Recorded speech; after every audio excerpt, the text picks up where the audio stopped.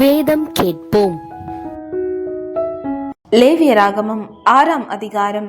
பின்னும் கர்த்தர் மோசை நோக்கி, ஒருவன் கர்த்தருக்கு விரோதமாக அநியாயம் செய்து தன் வசத்தில் ஒப்புவிக்கப்பட்ட பொருளிலாவது கொடுக்கல் வாங்கலிலாவது தன் அயலானுக்கு மாற்றாட்டம் பண்ணி அல்லது ஒரு வஸ்துவை பலாத்காரமாய் பறித்து கொண்டு அல்லது தன் அயலானுக்கு இடுக்கண் செய்து அல்லது காணாமற் போனதை கண்டடைந்தும் அதை மறுதலித்து அதை குறித்து பொய்யானை இட்டு மனிதர் செய்யும் இவை முதலான யாதொரு காரியத்தில் பாவம் செய்தானே ஆகில் அவன் செய்த பாவத்தினாலே குற்றவாளி ஆனபடியால் தான் பலாத்காரமாய் பறித்து கொண்டதையும் இடுக்கண் செய்து பெற்று கொண்டதையும் தன் வசத்திலே ஒப்புவிக்கப்பட்டதையும் காணாமற் போயிருந்து தான் கண்டெடுத்ததையும் பொய்யானை இட்டு சம்பாதித்த பொருளையும் திரும்ப கொடுக்க கடவன்.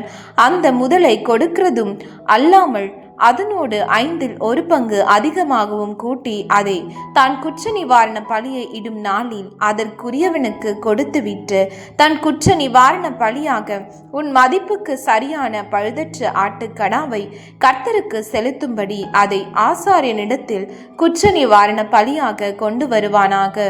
கர்த்தருடைய சந்நிதியில் அவன் பாவத்தை ஆசாரியன் நிவர்த்தி செய்ய கடவன். அப்பொழுது அவன் குற்றவாளியாக செய்த அப்படிப்பட்ட எந்த காரியமும் அவனுக்கு மன்னிக்கப்படும் என்றார். பின்னும் கர்த்தர் மோசேயை நோக்கி, நீ ஆரோனுக்கும் அவன் குமாரருக்கும் கற்பிக்க வேண்டிய சர்வாங்க தகனபலிக்குரிய பிரமாணம் என்னவென்றால், சர்வாங்க தகனபலி ஆனது முழுவதும் விடியற்காலம் மட்டும் பலிபீடத்தின் மேல் எரிய வேண்டும். பலிபீடத்தின் மேலுள்ள அக்கினி எரிந்து கொண்டே இருக்க வேண்டும். ஆசாரியன் தன் சணல் நூல் அங்கியை தரித்து தன் சணல் நூல் ஜெல்லடத்தை அறையிலே போட்டுக்கொண்டு பலிபீடத்தின் மேல் அக்கினியில் எரிந்த சர்வாங்க தகன பலியின் சாம்பலை எடுத்து பலிபீடத்து பக்கத்தில் கொட்டி பின்பு தன் வஸ்திரங்களை கழற்றி வேறு வஸ்திரங்களை உடுத்தி கொண்டு அந்த சாம்பலை பாளையத்துக்கு புறம்பே சுத்தமான ஒரு இடத்திலே கொண்டு போய் கொட்ட கடவன். பலிபீடத்தின் மேல் இருக்கிற அக்கினி அவியாமல் எரிந்து கொண்டிருக்க வேண்டும். ஆசாரியன் காலைதோறும் அதன் மேல் எரியும்படி கட்டைகளை போட்டு அதன் மேல் சர்வாங்க தகன பலியை வரிசையாக வைத்து அதன் மேல் சமாதான பலிகளில் கொழுப்பை போட்டு தகனிக்க கடவன். பலிபீடத்தின் மேல் அக்கினி எப்பொழுதும் எரிந்து கொண்டிருக்க வேண்டும். அது ஒரு பொழுதும் அவிந்து போகலாகாது. போஜன பலியின் பிரமாணம் என்னவென்றால், ஆரோனின் குமாரர் அதை கர்த்தருடைய சந்நிதியில் பலிபீடத்துக்கு முன்னே படைக்க வேண்டும். அவன் போஜன பலியின் மெல்லிய மாவிலும் அதன் எண்ணெயிலும் தன் கைப்பிடி நிறைய எடுத்து போஜன பலியின் மேலுள்ள தூபவர்க்கம் யாவற்றோடும் கூட அதை ஞாபக குறியாக பலிபீடத்தின் மேல் கர்த்தருக்கு சுகந்த வாசனையாக தகனிக்க கடவன். அதில் மீதியானதை ஆரோனும் அவன் குமாரரும் புசிப்பார்களாக. அது புளிப்பில்லா அப்பத்துடன் பரிசுத்த ஸ்தலத்தில் புசிக்கப்பட கடவது.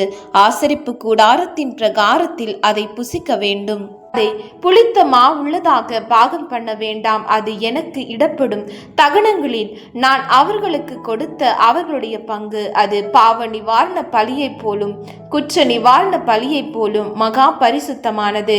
ஆரோனின் பிள்ளைகளில் ஆண் மக்கள் யாவரும் அதை புசிப்பார்களாக. கர்த்தருக்கு இடப்படும் தகன பலிகளில் அது உங்கள் தலைமுறை தோறும் நித்திய கட்டளையாக இருக்க கடவது. அவைகளை தொடுகிறவன் எவனும் பரிசுத்தமா இருப்பான் என்று சொல் என்றார்.